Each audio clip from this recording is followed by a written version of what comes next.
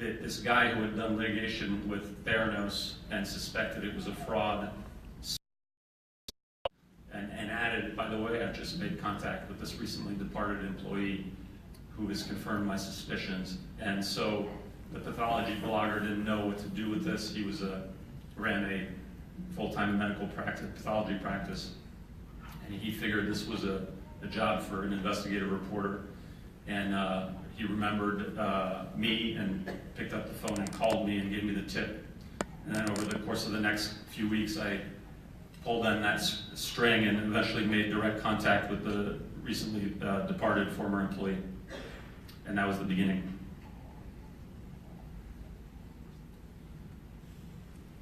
Yeah, I just had more of a process question. At what point, and was it your decision to put the time and resources into pursuing this once you realized, hey, this is a big story and has tremendous implications?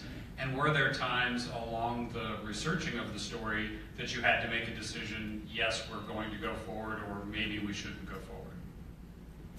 Yeah, that's a good question. After getting the original second or third hand tip, I went to see my editor, Mike Sicanolfi, and I told him I'd gotten this tip, but it was, for it to lead anywhere, I needed to make contact with that former employee, and it was unclear whether I was going to be successful in doing that or not. And so he said, well, why don't you take 2 weeks and then come back and tell me where you're at. And I can't remember if by the time the 2 weeks had elapsed, if I'd successfully gotten the ex-employee on the phone or not. It might have taken a little bit longer than that. But the second that I did get him on the phone, given what his duties had been at Theranos and what he was telling me, I knew this story was a blockbuster. And I relayed that to Mike, and he agreed. And so at that point, we were pretty much all in.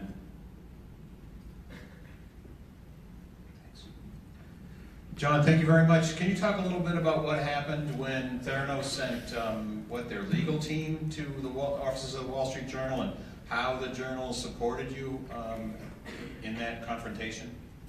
Yeah, so that's another scene in the book.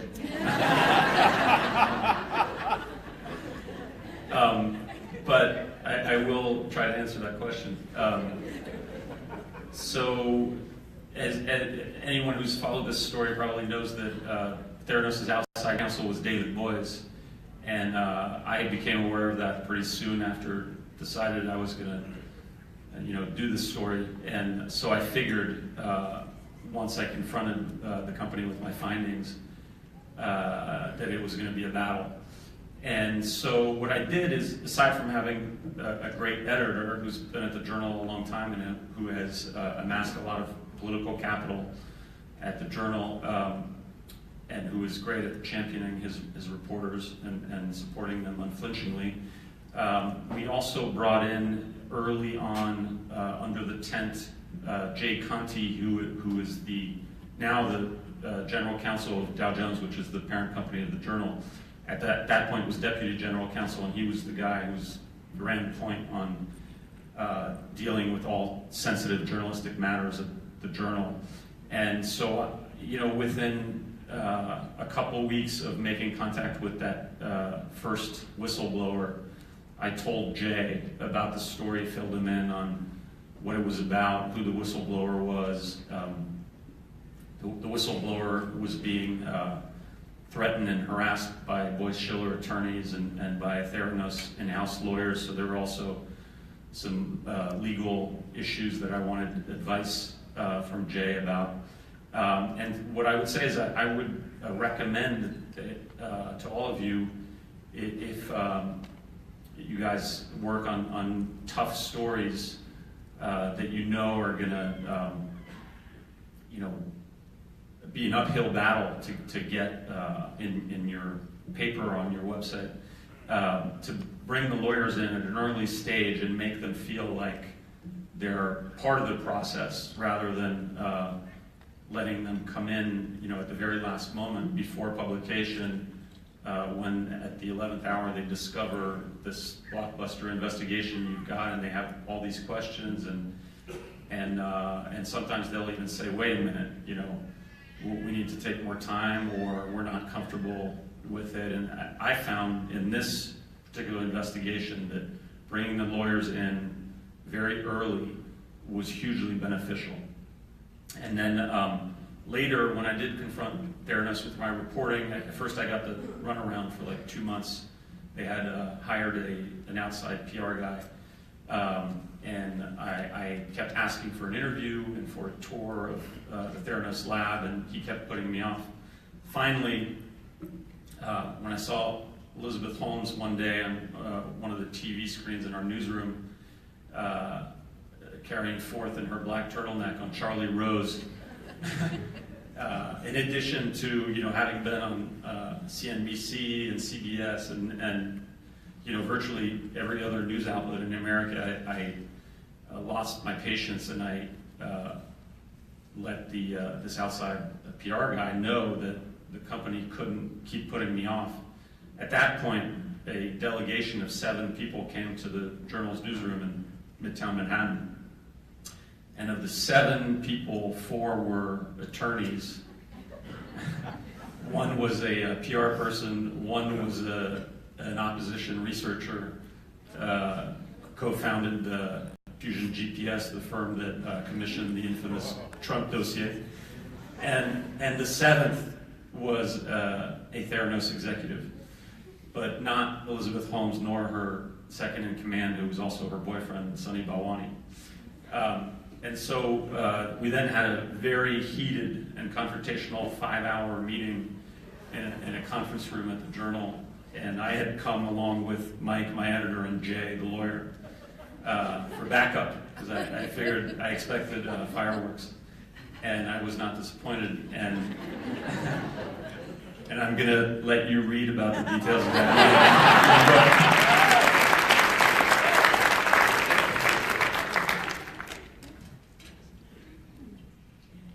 I'm just wondering, how did they get away with this for so long, and what were some of the critical points of failure that could have stopped it sooner? Yeah, great question. They went live with their blood tests in September of 2013, first in a Walgreens store in Palo Alto, and then they expanded to Phoenix. And by the time I came around and started digging into the company, essentially, 2 years later, or was it not quite 2 years later, they had expanded to about 45 locations here in Phoenix, and they had another one, and so they had something like 47 locations in 2 states. And this had been going on for 2 years. It's incredible.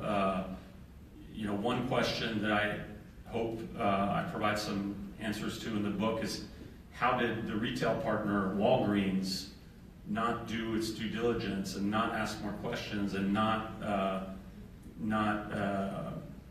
have more supervision over this?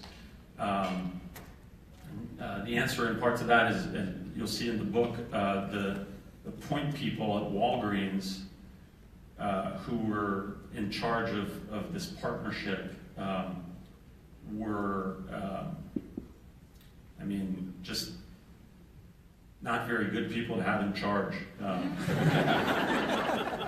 One was the CFO of Walgreens at the time, who had a drinking problem and who had gotten a bunch of DUIs and had earned the nickname. His real name was Wade Miquelon, and he had earned the nickname Michelob in the hallways of Walgreens headquarters in Deerfield, Illinois, because of all these DUIs. And another guy was a doctor named Jay Rosen, who he was in his mid-60s, and he was a big believer in preventive health and in the notion of that you could encourage people to live healthier lives. And he was also a completely starry-eyed with Silicon Valley innovation. And his nickname was Dr. J. it was his self-appointed nickname. And so whenever he introduced himself to someone, he would say, "Hi, I'm Dr. J, and I used to play basketball." And he thought that was a hilarious joke, and he would literally say it every time he met someone. So Dr. J and Michelob were the guys at Walgreens who were in charge of this partnership, so you get the idea. But then, I mean, how did this get under the radar or slip under the radar with regulators? I think, as some of you may know from having covered the laboratory industry and blood testing, it's sort of a complicated area because on the one hand you have the Centers for Medicare and Medicaid Services. Most people think of them as the agency that run the two programs, Medicare and Medicaid, but they have a third role, which is to oversee clinical laboratories in this country. And so they oversee the laboratories, and then the FDA oversees and approves the diagnostic equipment that those laboratories buy and then use in their labs. But then there are some laboratories who put together blood tests themselves with their own methods, and those are known as laboratory developed tests, or LDTs. And the FDA for decades now has not actively policed this part of the business, and technically it falls under the jurisdiction of CMS, but CMS hasn't really policed it either. And so Theranos was operating in this gray area because it was using its own device, its own proprietary device, for at least part of the test, but not commercializing it. And so therefore it was avoiding close FDA scrutiny by not commercializing the equipment. And then when state inspectors representing, enforcing CLIA would come by, they would outright mislead them and not show them the part of the lab downstairs where they had their proprietary devices. And so the state inspectors would just see a normal looking lab with Siemens machines. And so that's the other part of the answer is they lied. They outright misled CMS and the FDA. And so when you're being lied to, I think the regulators are only, you can only blame the regulators so much.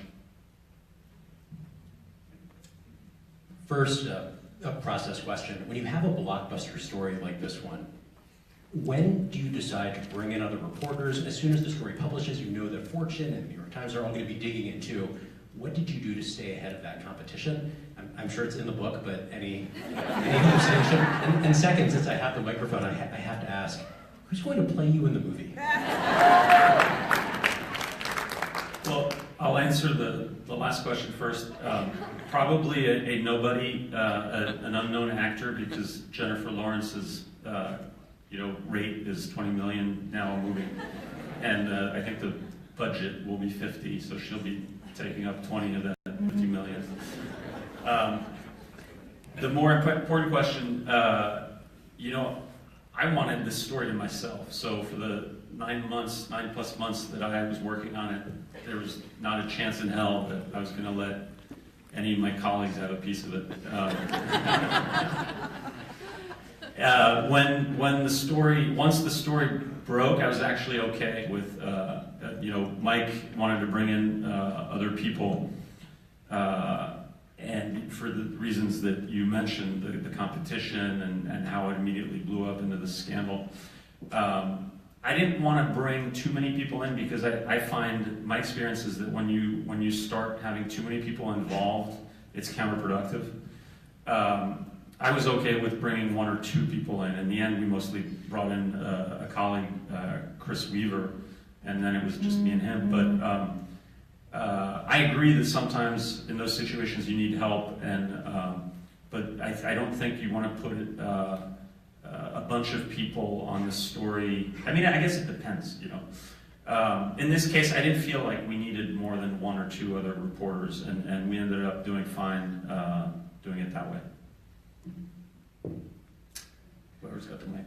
I have a question. So, given that Elizabeth Holmes and her boyfriend, knew that this was a scam. What's your best estimate on how many people within Theranos and its associated vendor community, the law firms and PR firms and so forth, how many people understood that they were working for a scam organization and were participating in the fraud? That's another great question. Theranos operated in silos. Elizabeth and Sonny set it up so that the various departments of the company didn't really know what the other parts of the company were up to, and that was enforced with, key cards. And so, like, the engineering part of the company, the people who worked there had their own key card, and the people who worked in the lab or the people who worked in manufacturing just couldn't even set foot in that part of the company because they didn't have, authorization, and they didn't have the key card that would open the door. And then the lab rooms, eventually when they moved the lab across San Francisco Bay to Newark, California, had fingerprint scanners. And the shenanigans were mostly going on in the lab.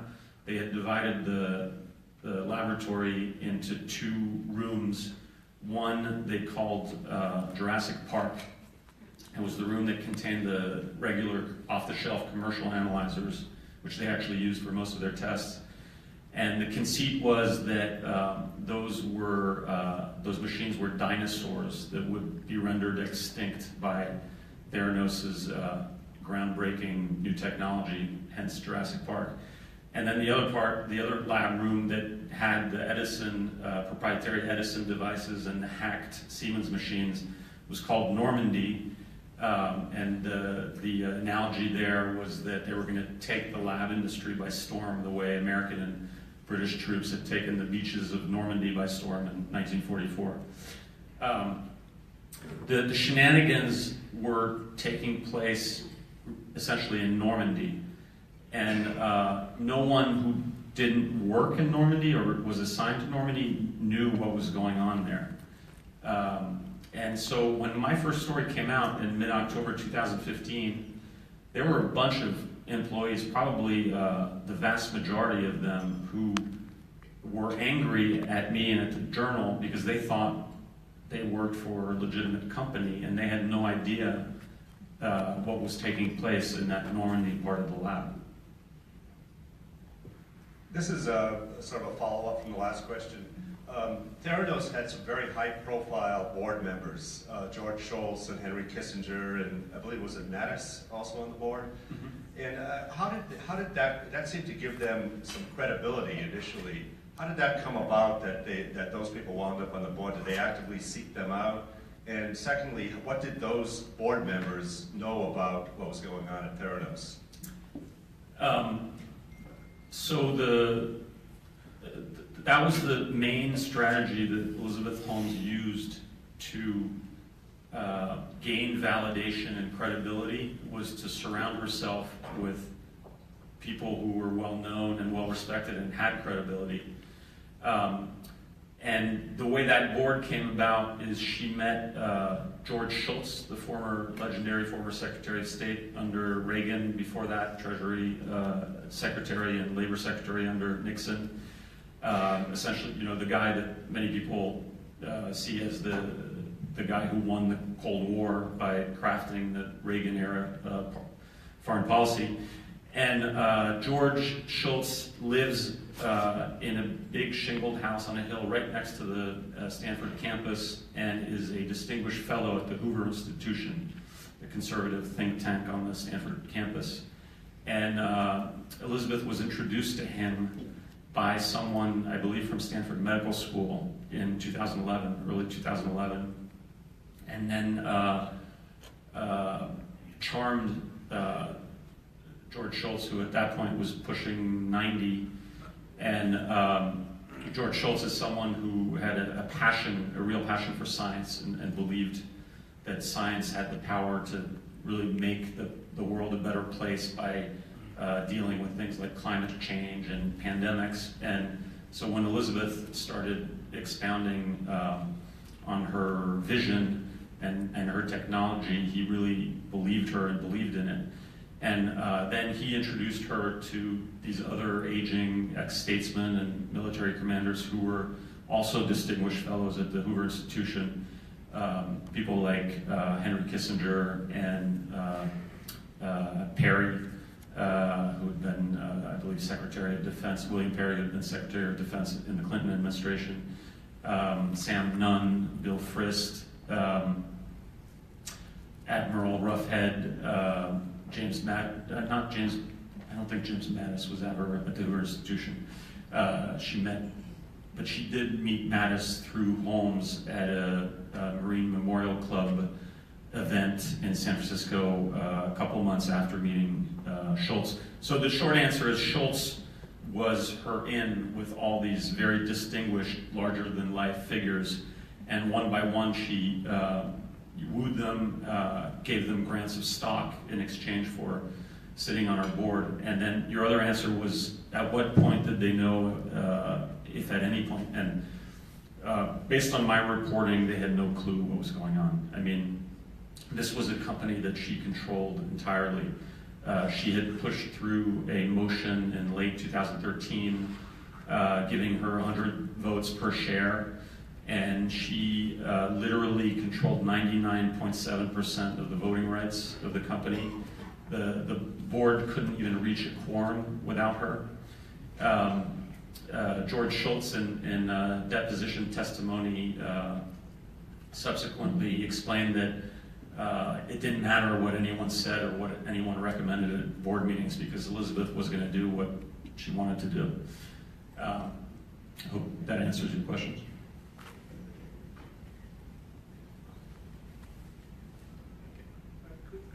A little bit about how the whole hype of Silicon Valley and the idea of revolutionizing, the ideas of Silicon Valley going to revolutionize this stodgy industry of healthcare and everything. How all of this contributed to make Theranos possible?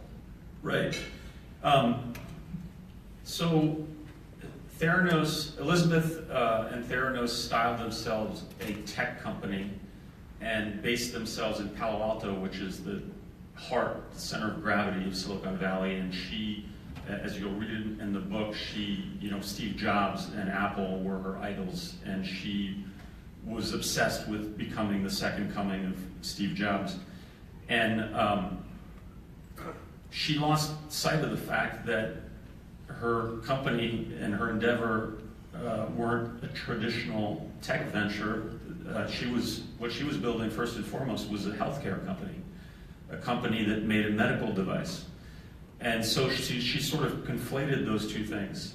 And she really channeled the make it until you fake it ethos of Silicon Valley. There's the term coined in the early 80s in Silicon Valley called vaporware.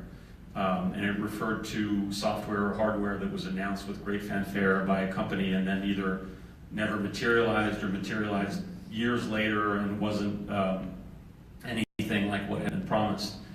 And ever since then, that sort of vaporware ethos has been part of the DNA of the Valley, which is not to say that it's not coming up with real innovations every day, but there is a sort of looseness, and there's a lot of hyping.